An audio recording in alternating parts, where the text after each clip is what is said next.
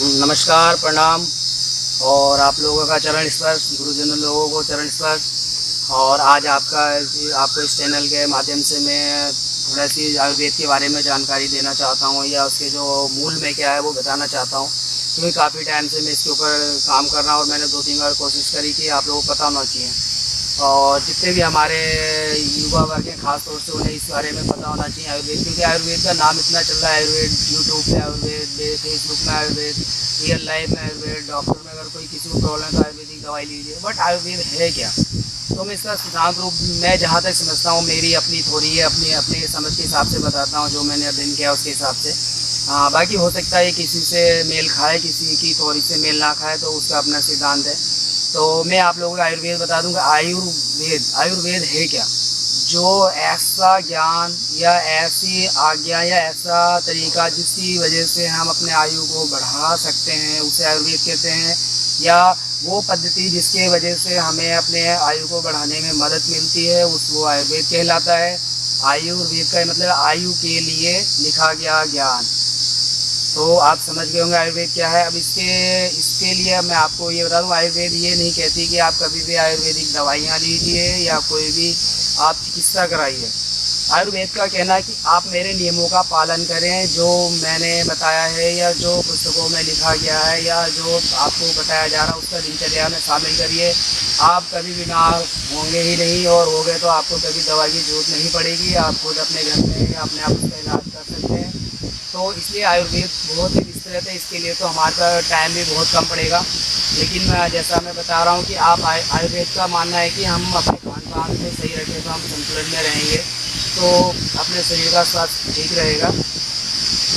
तो आयुर्वेद के नियमों का मतलब क्लियर बोलूँ तो आयुर्वेद के नियमों का पालन करना चाहिए। ये हमारे आयुर्वेद बोलता है, ग्रंथों में लिखा गया कि आप आयुर्वेद के नियमों का पालन करिए। अब नियम क्या है उसके बारे में मैं विस्तृत नहीं, लेकिन आपको सूक्ष्म रूप में बता देता हूँ कि जो आपको काम आएगा।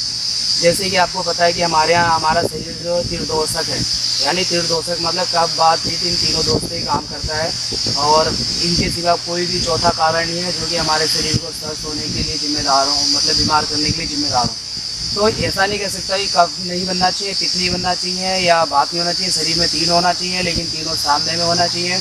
अगर घटता है कोई एक तो भी प्रॉब्लम है, अगर बढ़ता है तो भी प्रॉब्लम है। इनका अपने दैनिक कार्य क्रियाकलाप के हिसाब से इनका एक संतुलन होता है जो शरीर अपने आप बनाने की कोशिश करता है, और उसमें हमें हस्तक्षेप नहीं करना चाहिए।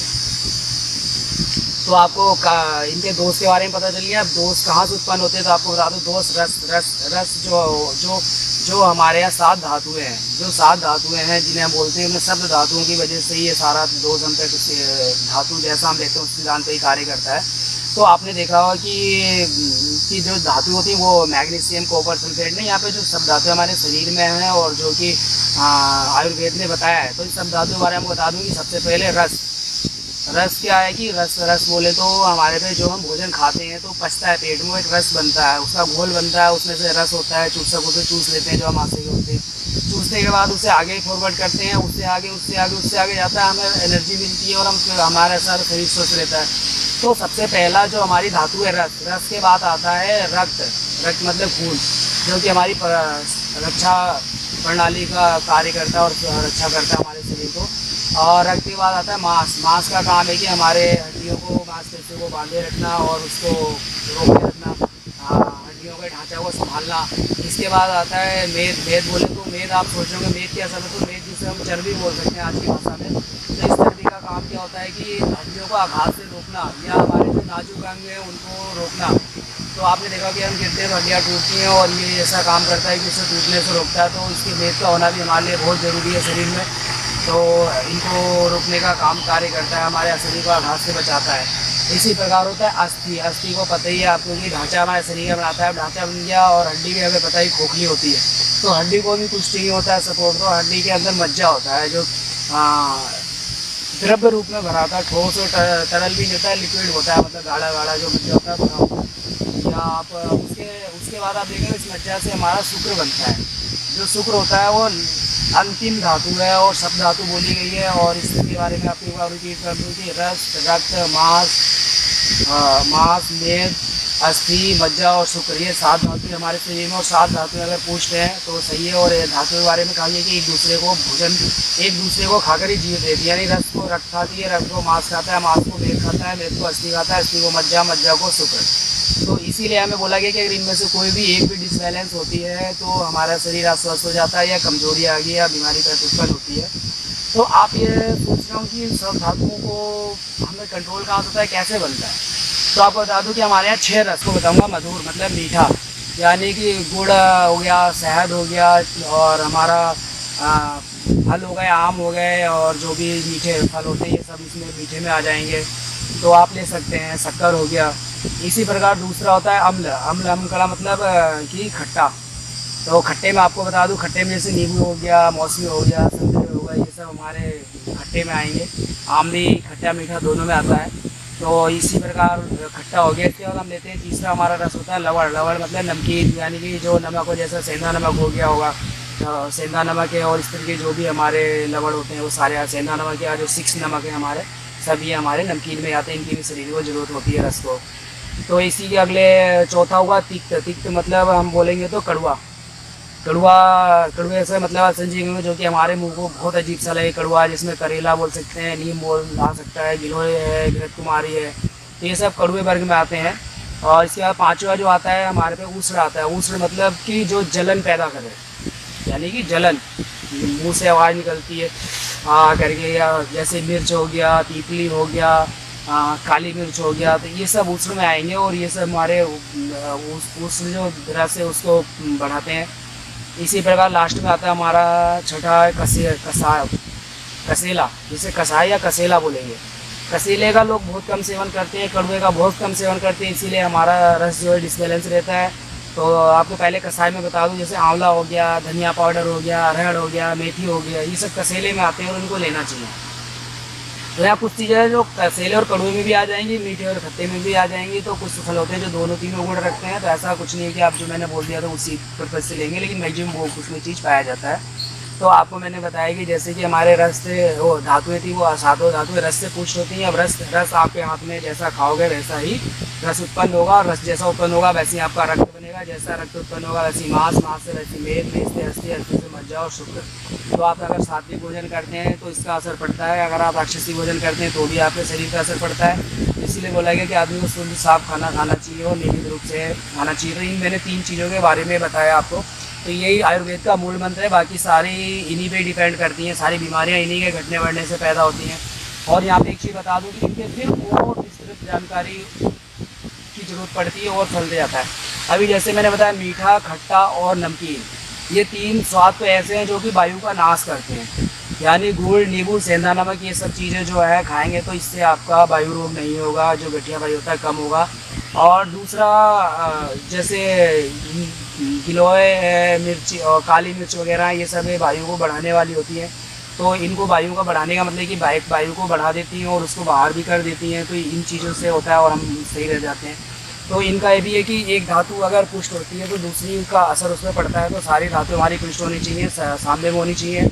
अगर हमने सारे रस खान पान सही करे तो धातुएं पुष्ट होंगी। धातुएं पुष्ट है तो हमारा कब बात पित्त दोष में सामने रहेगा तो हम कभी रोगी नहीं हो, मतलब निरोगी रहेंगे, रोगी नहीं होंगे।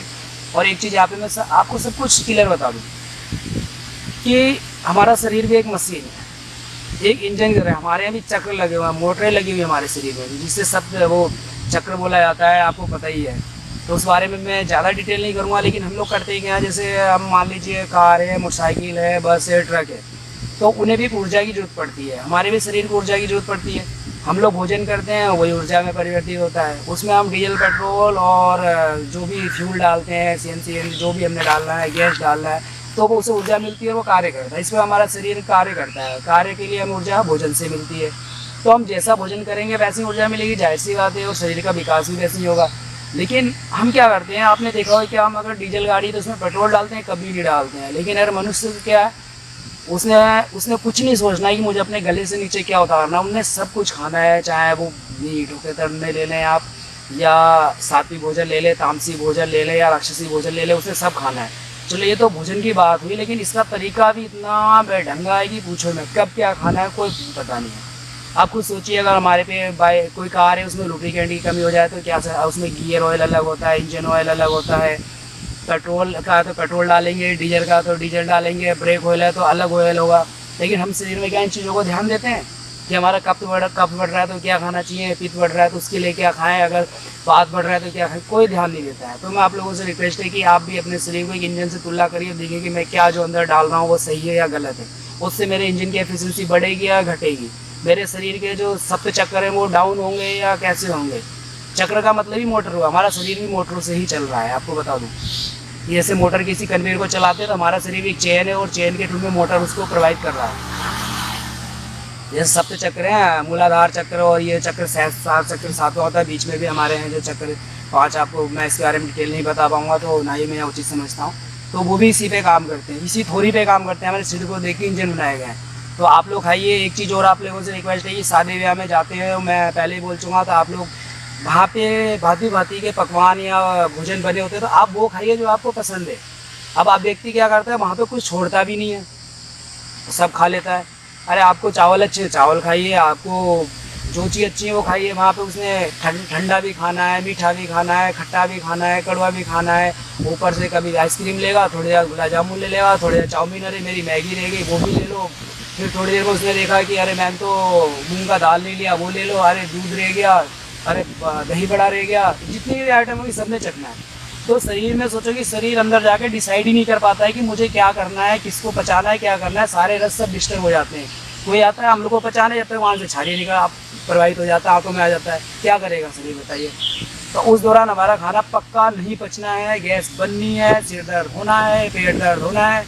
और बाद में हम दोष किसे देते हैं, उस व्यक्ति को जिसने आयोजन किया था उस समारोह का, कि यार उसने बिल्कुल मसाला डाल दिया था, बुरी तरीके से मेरी हालत है, ढकार आ रही है, खट्टी ढकार आ रही है, गैस बन रही है, सिर दर्द हो रहा है। अपने को दोष नहीं देंगे कि मैंने सब कुछ मिक्स करके भक्षण कर लिया। बहुत ज़्यादा भक्षण ही बोलूँगा, खाना नहीं बोलूँगा, क्योंकि खाना वो होता है जो आराम से हम जितनी ज़रूरत है उतना खाएं। लेकिन वहाँ पर आदमी कुछ भी नहीं छोड़ता है, मैंने देखा। मैंने न्योता दिया है, इतने रुपये दिए तो उतना का खाना खा लो, उसी मन सही है, तो वो भक्षण ही हुआ। भक्षण मनुष्य जाति का धर्म नहीं है कि भक्षण करना, हमारा काम है कि भोजन करना है जो सही लोग हैं। तो वहाँ पे आप लोगों से रिक्वेस्ट है कि जो चीज़ आपको शरीर को सूट करता है, या जैसे आपका शरीर है, आप बीमार हैं, उसके अनुरूप अपना भोजन करिए और स्वस्थ रहिएगा। और कभी भी उस मेज़बान का धन्यवाद करिए जो भोजन खिला रहा है, उस पर आरोप मत डालिएगा, कारीगर पे मत डालिएगा। और वहाँ पे बोला था मसाला खूब था, तेल खूब था, आपको पता है तेल मसाला तो वहाँ पड़ना ही पड़ना है, तो आप ऐसी चीज़ों को लेते ही क्यों हैं। उसमें कोई दोष नहीं है और उस मेज़बान को कभी मत कोसिएगा, और मैं ना कभी कोसता हूँ, उसकी कोई गलती नहीं है। वहाँ पर उसने अगर 1000 लोगों को बुलाया तो 1000 लोगों का स्वाद अलग होगा, रंग खाने का तरीका अलग होगा, तो उनके सबके उन्हें कुछ चीज़ें पसंद होंगी, कुछ नहीं होंगी। तो आपको जो पसंद है, जो अच्छी चीज़ें हैं वो खाइएगा और निरोग रहिएगा और स्वस्थ रहिए। इसी के साथ ही धन्यवाद। आप लोगों ने मेरा वीडियो देखते रहते हैं, इसके लिए बहुत धन्यवाद। और आप लोगों का फीडबैक बहुत आ रहा है, मुझे उससे ये काम करने की आगे इच्छा होती है और मुझे बल मिलता है। और मैं आप लोगों का तहे दिल से धन्यवाद करता हूँ। आप लोगों का नमन है कि आप लोगों ने मेरा सहयोग करा और मुझे प्रेरित करते रहते हैं कि मैं इस क्षेत्र में कुछ काम करूं। और मुझे उम्मीद है कि आगे 1-2 सालों में बहुत कुछ कर जाऊंगा। अपने आप पर मुझे विश्वास है और ये पीपल वृक्ष के नीचे बैठा इनकी कृपा से और गुरुओं के आशीर्वाद से मैं आगे बढ़ूंगा। और आप लोगों का आशीर्वाद मिलता रहा, सहयोग मिलता रहा, तो मुझे बढ़ना निश्चित ही है। क्योंकि जब किसी की दुआ लगती है तो निष्फल नहीं जाती है, हमेशा फलती है। किसी का आशीर्वाद निष्फल नहीं होता है, वो भी हमेशा फल नहीं फलना है। तो आप लोगों के चरणों में मेरा नतमस्तक है और आप मेरे इस चैनल को ज़्यादा से ज़्यादा लोगों को बताइएगा और उन्हें लाभ उठाने के लिए प्रेरित करिएगा। नमस्कार।